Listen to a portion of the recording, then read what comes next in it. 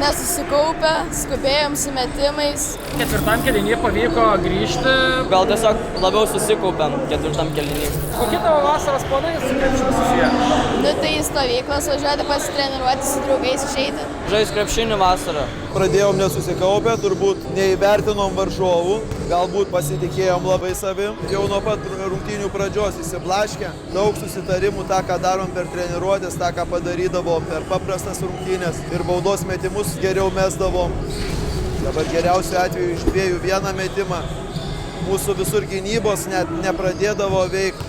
Nežinau, gal tas jaudulys, va tos lemiamos rungtynės, kada žaidžiam dėl apdovanojimo, bet mes mokomės žaisti dar krepšinį, mokomės būti susikaupę ir kol mes šito neišmoksim, tų svarbių pergalių ir nelaimėsim. Jiem rungtynės turi būti kiekvienos svarbios, turim būti susikaupę ir manau, kad jie dabar būtume visi laimingesni, jeigu jie būtų pasikabinę tuos bronzos medaliais. Didžiuojasi, kad mes kiekvienose rungtynėse stengiamės. Kartais noriu ir parodyti aš jiem, kaip aš jiem stengiuosi, bet ir jiem kartoju, kad kartais mano pastangų neužteks, jie turi norėti, jie turi laimėti. Ir kai tas bus abipusis dalykas, kai eisim kautis, kaip tikri kariai, nepasiduosim dėl kiekvieno, padarom klaidą, nesijimsim už galvų, o dabar per daug laiko praleidžiam pergyvendami už tą klaidą, o negalvodami, kaip ją kuo greičiau ištaisyti. Toks planas ir turėjo būti, jisai turėjo